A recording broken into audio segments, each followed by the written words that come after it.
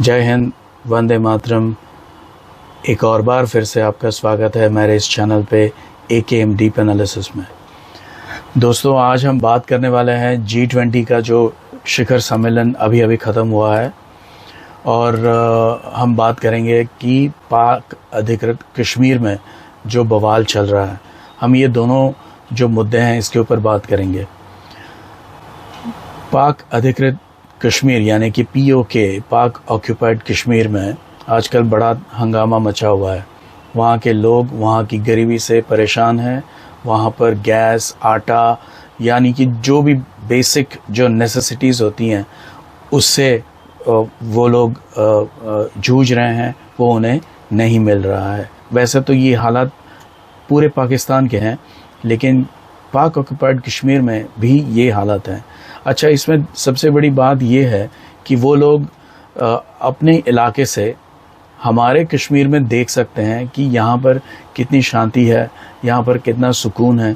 जो सब इन्हें चाहिए वो सब इन्हें मिल रहा है और यहाँ पर लोग बड़े शांति से रहते हैं, जबकि वहाँ पर न खाने को दाना है, न पीने को पानी है और ऊपर से पाक फ़ौज इनके ऊपर हमेशा से जुल्म करती है। वैसे तो बहुत अच्छा लगता है, मुझे भी बड़ा गर्व महसूस होता है जब मैं सोचता हूँ कि पाक ऑक्यूपाइड कश्मीर हमारे साथ जुड़ जाए और हमारे कश्मीर और POK एक हो जाए। बड़ा अच्छा लगता है सुनने के लिए।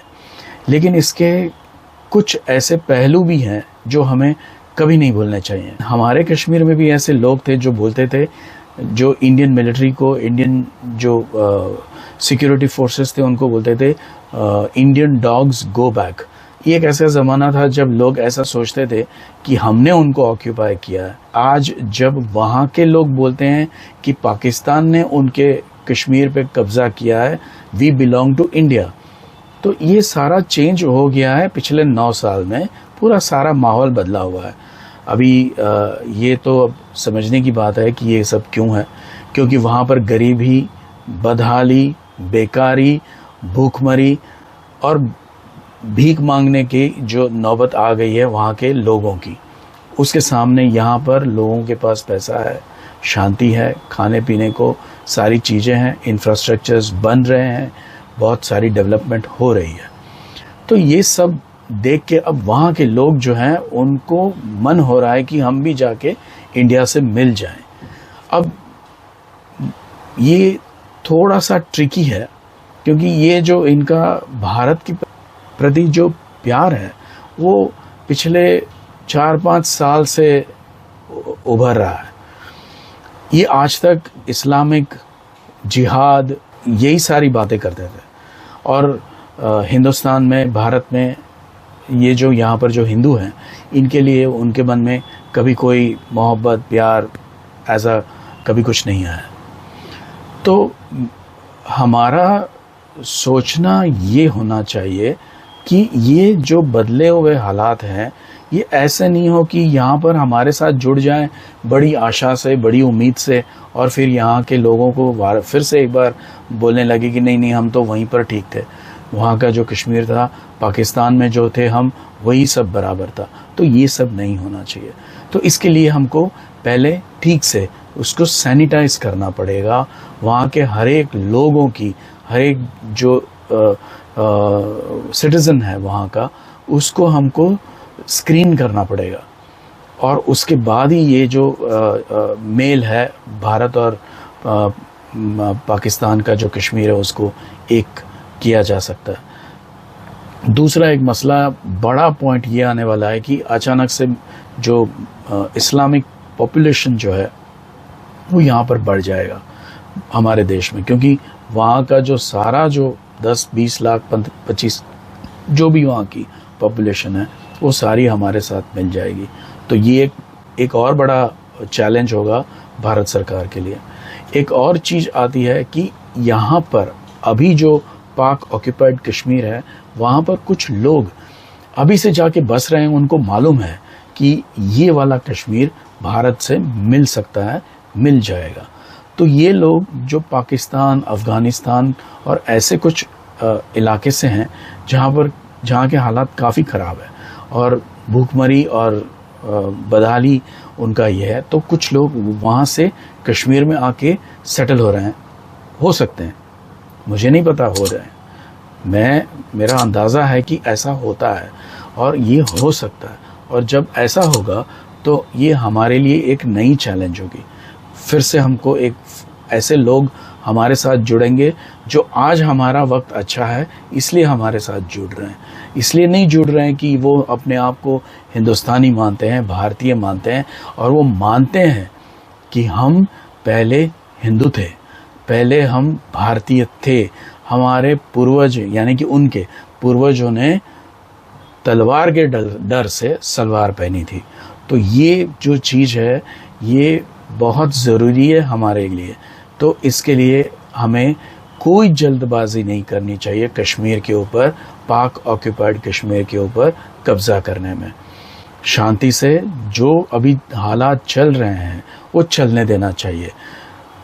जैसे हम देखते हैं, सुनते हैं, समझते हैं, बहुत सारे डिबेट्स में हम हिस्सा लेते हैं, सुनते हैं उनको, तो उसके ऊपर से एक बात ऐसे सामने आती है कि आज नहीं तो कल पूरा पाकिस्तान टूट सकता है। हमें उसका इंतज़ार करना चाहिए। अगर पाकिस्तान टूटेगा तभी जाके ये कश्मीर वाले जो लोग हैं उनके लिए वापस जाने का कोई रास्ता नहीं रहेगा। ये लोग फिर सोचेंगे कि नहीं अब हिंदुस्तान के साथ ठीक है। हमें इनके ऊपर आंख बंद करके भरोसा नहीं करना है। हमें बड़ा दिल अब नहीं दिखाना है। हमने बहुत बड़ा दिल दिखाया है, बहुत ऐसे इतिहास के वाक़या हैं, बहुत कुछ इतिहास में हुआ है, वो हम चाहते हैं कि दोबारा नहीं हो। और इसके चलते हमें चाहिए कि कश्मीर में जो भी मसला हो रहा है वो थोड़ा सा आराम से हो और थोड़ा स्लो हो। दूसरी बात जो आती है वो है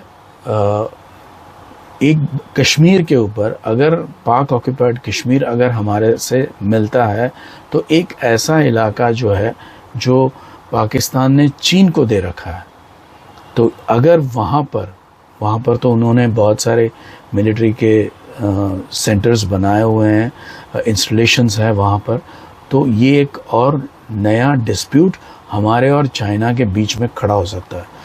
वही पाक ऑक्यूपाइड कश्मीर से हाईवे है चीन से निकल के जो जाता है बलूचिस्तान में, जिसे सीपैक कहा जाता है, चाइना पाकिस्तान इकोनॉमिक कॉरिडोर, वो पाक ऑक्यूपाइड कश्मीर से गुजरता है। तो ये जो चीज़ है इसे भी हमें देखना पड़ेगा, क्योंकि ये भी डिस्प्यूट का बड़ा कारण बन सकता है भारत और चीन के बीच में। तो हमें चीन के साथ उसको भी ठिकाने लगाने की तैयारी हमें करनी चाहिए। हमें तिब्बत को चीन का हिस्सा मानने से मना कर देना चाहिए। अगर आप अरुणाचल प्रदेश को हमारा हिस्सा नहीं मानते तो हम भी वन चाइना पॉलिसी में नहीं बिलीव करते हैं। हम भी चीन के साथ और ताइवान के साथ हम अपने संबंध बनाएंगे। ये क्लियर टर्म्स में भारत सरकार को कहने की ज़रूरत है। अब ये जो पॉइंट है इसके ऊपर हमारा जो विपक्ष है वो पूरा सठिया गया है। असल में इस मुद्दे के ऊपर भारत का विरोध पक्ष सरकार को घेर सकता है, क्योंकि सरकार यहाँ पर ढीली नज़र आती है। अगर अरुणाचल प्रदेश को चीन मानने से मना कर रहा है तो हमारे यहाँ पर विरोधी दलों को बोलना चाहिए कि हम भी वन चाइना पॉलिसी को डिनाउंस करते हैं। सरकार के ऊपर दबाव बनाना चाहिए कि भारत सरकार वन चाइना पॉलिसी को छोड़ दे। अगर सच में ये विरोध पक्ष है तो ये मोदी सरकार का एक बड़ा सा वीक पॉइंट है यहाँ पर, जिसके ऊपर यहाँ का विपक्ष कुछ कर सकता है। हालांकि मुझे पता है कि होने वाला कुछ नहीं है, शायद आप लोग भी जानते हैं कि ऐसा कुछ नहीं होगा, क्योंकि यहाँ का विरोधी दल चाइना के पैसों से पल रहा है, तो ये तो नहीं होने वाला।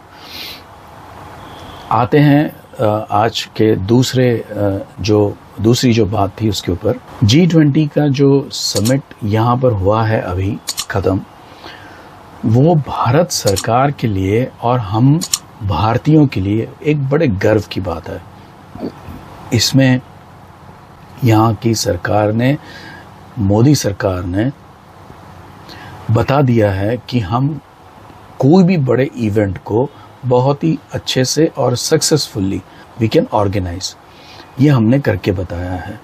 तो इसके साथ साथ भारत ने एक और कदम बड़ा उठाया है, वो है अफ्रीका के देशों का जो यूनियन है, अफ्रीकन यूनियन, उसको भी G20 का हिस्सा बनाया है। अब G21 बन गया है। G21 बनने के बाद भारत एक उभरती हुई महासत्ता के तौर पर नजर आने लगा है। हमें एक बात समझनी चाहिए कि जो आज के परिप्रेक्ष्य में जो भारत सरकार कर रही है, उसके ऊपर एक थोड़ा सा हमको, वैसे आप भी जानते हैं, मैं भी जानता हूं, हम सब जानते हैं, लेकिन मैं आपका ध्यान उस पर आकर्षित करना चाहूँगा कि भारत एक तरफ से बोल रहा है वसुधैव कुटुंबकम, यानी कि पूरी धरती जो है वो एक है, वो हमारा घर है और हम सब उसके रहने वाले हैं साथ में, तो हम सब भाई बहन हुए। भारत सरकार यहाँ पर एक बहुत होशियारी से चीज कर रही है। हम सुरक्षा के मामले में, रक्षा के क्षेत्र में बहुत जबरदस्त तैयारी कर रहे हैं। किस चीज की तैयारी कर रहे हैं नहीं पता, शायद सरकार के दिमाग में कुछ है और कुछ एक्सपर्ट्स के कुछ उनकी सोच है ऐसा कि भारत कोई बड़ी तैयारी कर रहा है। जो रक्षा विशेषज्ञ हैं उनका कहना ये है कि भारत बड़ी तैयारी में है, भारत कुछ कर रहा है, क्या कर रहा है वो नहीं पता, लेकिन बड़ी तैयारी चल रही है। हम चीन सरहद पर बड़े पैमाने पे इंफ्रास्ट्रक्चर बना रहे हैं, हम मिसाइल्स, उसकी टेक्नोलॉजी डेवलप कर रहे हैं, हम ड्रोन्स वगैरह बना रहे हैं, उसमें हम आगे चल रहे हैं, हम टैंक्स वगैरह जो हमारे हैं उसको हम मॉडर्नाइज कर रहे हैं। हमारे जो बंदूकें जो बनती थी हमारे देश में, पहले तो बनती नहीं थी, अब बननी शुरू हुई है, तो बड़े पैमाने पे ये सारा सब कुछ चल रहा है। साथ में ब्रह्मोस का जो एक डर है वो चीन और पाकिस्तान की रातों की नींद खराब कर रहा है। ये जो डर है, ये डर का जो माहौल है, यही भारत को इस तरह के जो कार्यक्रम है उसमें सक्सेस दिलाता है। एक और चीज़ है जो यूनाइटेड नेशंस में भारत को सिक्योरिटी काउंसिल में परमानेंट सीट भी दिलाएगा, क्योंकि भारत अब समझ चुका है कि एक हाथ में हमको गन रखनी पड़ेगी और एक हाथ में गुलाब का फूल हमको लेके चलना पड़ेगा। दोस्ती करोगे तो फूल मिलेगा, दुश्मनी करोगे तो गोली मिलेगी। तो ये लीदल कॉम्बिनेशन है, बहुत खतरनाक कॉम्बिनेशन है जो अभी की सरकार कर रही है। G20 में एक और चीज़ हुई, बड़ी चीज़ हुई, वो ये था कि मिडिल ईस्ट के जो देश हैं, सऊदी अरेबिया, UAE वगैरह और यूरोप, तो एक नया कॉरिडोर बनाने के लिए भारत और अमेरिका सहमत हुए हैं। अब इसमें अमेरिका का इन्वॉल्वमेंट है और वहाँ पर जो मिडिल ईस्ट के जो देश हैं वो होके वहाँ से निकल के जाएंगे यूरोप में, तो एक बड़ा सा रूट बन रहा है। अब ये जो रूट बन रहा है, इसमें चीन की रातों की नींद हराम होने वाली है, क्योंकि उसका बेल्ट एंड रोड इनिशिएटिव खत्म हो जाएगा, क्योंकि एक नया रूट जो है, ट्रेड रूट यूरोप के लिए बनना शुरू हो गया। भारत, अमेरिका, इजराइल, UAE और ऐसे सारे जो देश हैं वो अब एक हो रहे हैं। उनको समझ आ रहा है कि उनका एक ही दुश्मन है और वो है चीन। चीन जो अफ्रीका में वहाँ के देशों को लूट रहा था, उसका अंत आ गया है, क्योंकि अफ्रीकन यूनियन अब G20 का सदस्य बना हुआ है। और ये सारे जो देश हैं अफ्रीका के 51 देश हैं, वो सारे भारत के साथ खड़े हैं। अब सारा जो बिजनेस है, इकोनॉमिक बेनिफिट्स हैं, वो सारे भारत की तरफ धीरे धीरे डाइवर्ट हो जाएंगे। इसमें चीन का सबसे बड़ा नुकसान है। तो ये अभी माहौल है।